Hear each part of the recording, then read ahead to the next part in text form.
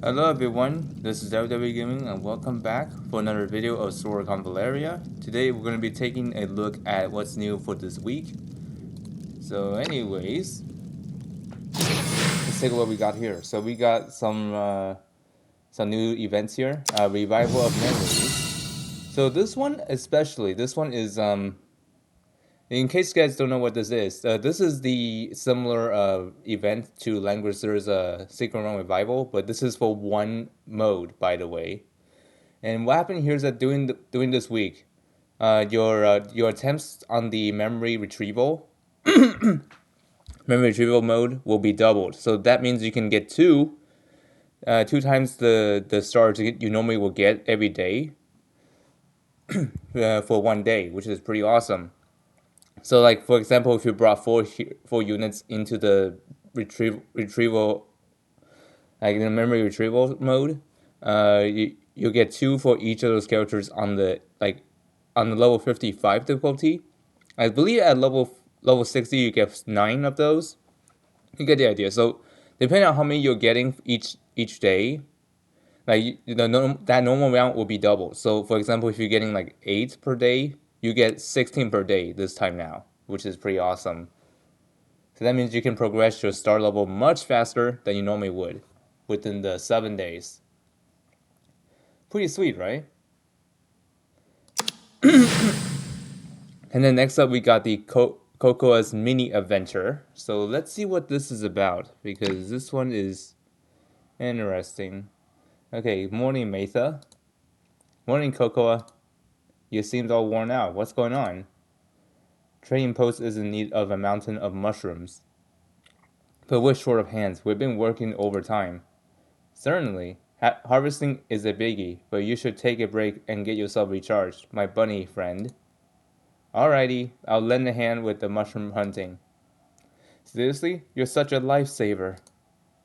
Bring the collected mushrooms back to the trading post in the town, and you can exchange them for various rewards. No worries, I got this covered. Marvelous adventure Cocoa on the way. So let's see what we doing with here. So that's the trading post, okay. Okay, log in and claim your dice. Alright, got that one. So now we got 4 dice we can go with. Okay, I got 8.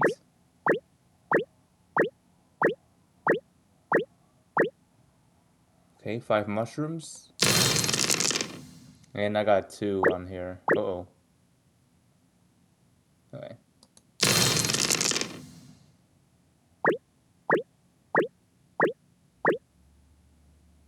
5. Okay, 3.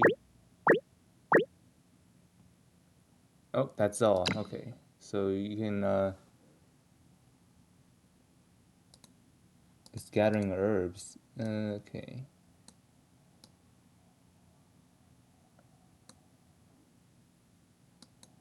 Okay, so I'm guessing you get 4 extra rolls every day, so you don't have to worry about missing out on things here because you eventually get all these rewards.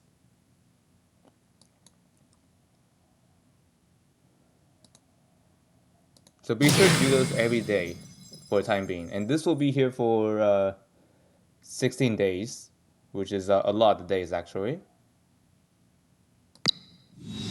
Okay, then let's move on to the next part, which is the banners. I think there is a banner that was waiting for us. Let's see. Yeah, there is. Okay, so there's a new Destin banner. This one features Dandelion and the other character, Magnus. Okay, so Dandelion, I've heard a lot of things about him. He is actually pretty strong, despite being a destroyer class. So let's see what his is about.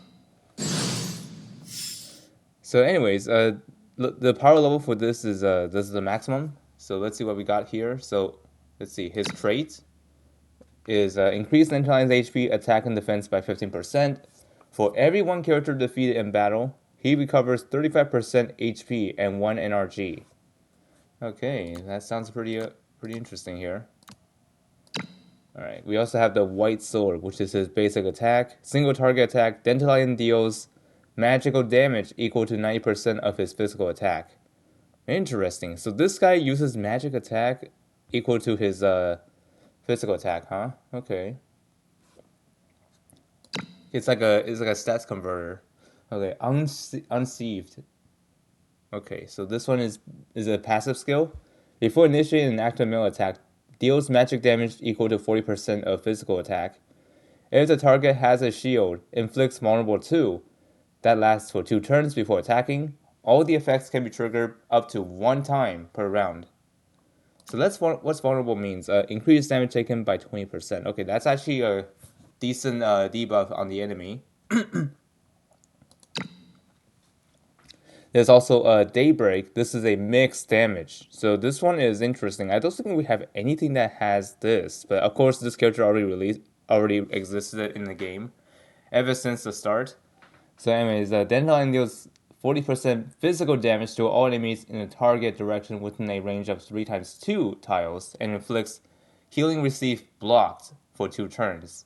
Another attack is then initiated which does magical damage equal to 40% of his physical attack and dispels 2 buffs from the enemies. Okay, that sounds pretty nice. So that means with this skill he does both physical and magical damage. Which makes him really strong, not gonna lie. And also this is the leader's aura for area allies. So this one buffs them by increasing their attack by 10%, defense by 20%, and then the allies' attacks deal 20% more damage to the enemies affected by 3 or more debuffs. So yep, essentially if you have inflict a lot of debuffs on them, you deal more damage to them with this leader's aura. There's also Endless Dawn. This is a mixed damage as well. Dandelion deals 40% physical damage 3 times. He deals magical damage equal to 50% physical attack to the first enemy in each column within a 3x3 area in a target direction. Knocks them back by 2 tiles and dispels 1 buff. Sounds pretty nasty, don't you think? Okay, moving on to the other character, which is Magnus. Yep, Magnus is the Defender's class, by the way. And, actually, I should probably, before I forgot, I should probably mention Dandelion's factions here. So he's part of Iria, which is the common factions for most of the characters in the game so far, that we have read so far, of course. And he's also part of Fortitude. So he can be teamed up with Gloria here, and also Excavir. And now we move on to Magnus. He is part of Iria as well as Fortitude. Same factions as Dandelion. So let's read what his skill kit does. So first off, his traits. Experience General. Magnus decreases the attack and defense of all enemies within 4 tiles of himself by 15%. Adds 40% of physical defense to his physical attack. So yeah, his first part of his trait is basically an aura within like 4 tiles. So anybody that's within his aura will have their attack and defense reduced by 15%. So that's actually pretty good for him because he'll be able to do more damage to them, as well as they'll like deal less damage to themselves. Like for themselves, I mean, like they're like within, if his allies are within their range, they don't have to worry about them dealing too much damage to them because their attack is reduced. It also adds 40% of his physical defense to physical attack, so which makes him more of a problem for the enemy, of course. But for you, it's actually a blessing. His basic attack is called Mighty Swing, and this one deals 70% AoE damage to all enemies within a 3x2 area in the target direction. So this is like Gloria's AoE attack, but this one I think has a wider range, or maybe about the same. But anyways, you get the idea. And there's Mountain Breaker. Is a physical damage, single target attack, and then Magnus deals 150% damage. When a target is injured, he also inflicts Isolate before attacking. Magnus restores 2 NRG when he defeats the target. So let's see what this is happening. Like isolate is like the character becomes immune to allies' aura effect. Oh, that's actually pretty dirty. So like when you inflict isolate on them, they are not going to benefit from the leader's aura, which is insane. I don't think we have anything in Language Sword like this before, like where it completely strips them from their faction buff. But I don't know if you count the spelling, then that's probably not a thing. But this one just straight up cancels the leader's aura on the certain enemy. Oh my god, pretty insane. And then Forceful Cast. And this one is a physical damage. Magnus throws an enemy to an empty tile, 3 or 4 tiles away from himself, dealing 70% damage to all enemies within the 1 tile radius of the target tile, and inflicts move down 1. The effect lasts for 2 turns. So yep, they are going to lose their mobility by 1. So they'll be able to move. They won't be able to move that far after being hit. So yeah, Magnus is a force to be reckoned with, despite being a defender. And there's another one called Cry for Victory. Cry of Victory, is a passive skill. When an enemy is defeated within 2 tiles of the character, inflicts attack 2 down on the enemies within 5 tiles, granting damage 2 up to allies. Lasts for 2 turns. And this one triggers the effect immediately before using Mountain Breaker, which can be triggered up to 1 time per round. So let's see what Mountain Breaker look like. Is it? Yeah, this is the one. Okay, so yeah. So if you use this, if you have this skill as well with this, you can pretty much have a good synergy with this. And finally, we have Blood and Steel. This is the leader's aura for all 42 allies in the field. Increases damage, increases attack by 10% and defense by 20%. Decrease the damage taken by 10% if healthy. Becomes immune to the negative effects of the injured state. Oh my goodness. So yeah, with this leader's aura, you could pretty much like go crazy with this. So like if your character is in an injured state, that does not matter. It does not really hinder their performance at all. Like because this is like immunity to negative effects of the injured state. So yeah, if your characters are somewhat injured in their injured state, yep, you don't have to worry about them like losing their performance when it comes to their the lower damage and also whatever that is. Yeah, you don't have to worry about that because this one basically ignores it, which is pretty nice. So let's see what Dandelion and Magnus look like in their initial forms. So this is what their initial looks like, if you're wondering how they look like in the beginning. And this is what it looks like when you get them to 5 stars. And then for Magnus, let's see, what does he look like in the initial? He look like that, it looks pretty okay. And then this is what it looks like as a 5-star. Pretty awesome, don't you think? Although, I am considering summoning for Akambe, but I ended up changing my mind about that one. Although, I'm not gonna lie, he's a great character, but the thing is, the one I wanted the most is Dandelion, because I've seen him a lot of times in Clash mode, and he is pretty nasty with his skills. So, I've been thinking maybe if I just start summoning here instead.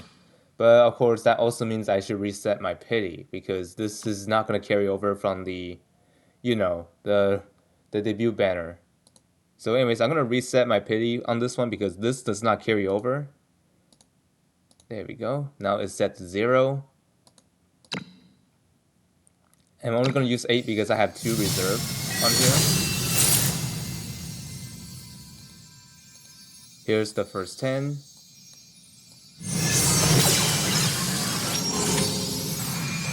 Oh, rainbow already. Wow, nice.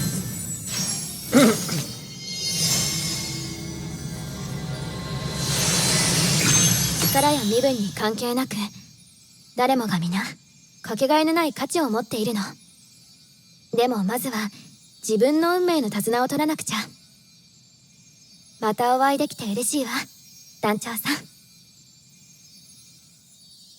ん。What just happened? Hello? Excuse me? That is, wow, I did not expect this. I was hoping for Dandelion, but my god. I end up getting someone that's completely out of my possibilities. Like, wow, I got Ida. I got Ida here. Wow.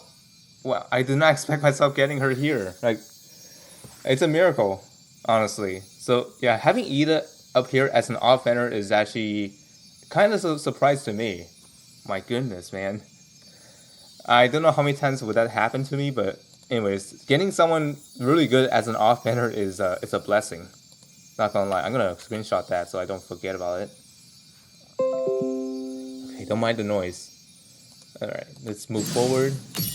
There could be another legendary in here, so let's see if there's another one here. If not, then I'll just go with Ida. That's actually a good thing to have. Okay, we got Suppression, which is the epic character.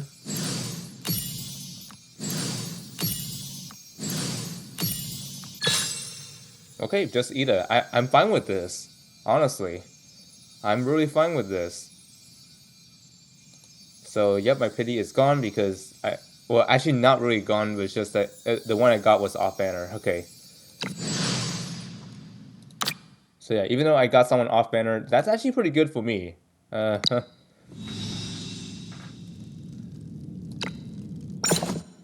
So let's check her out. I've been wanting to get her ever since her debut banner, but finally now I have my hands on her. Look at that. She's ready to go. Let's see. Let me give her all my EXP I got into her. There we go. And I'm gonna start building her off camera because you know that could probably bore you guys if I try to do that. So anyways, hope you all find this video informative on the news this week. And I'll see you all next time. And also tune in for the next part of the video that's showcasing the desert, like trader from the desert event, like Act 5 through 8, because these ones are out already by the time of this video.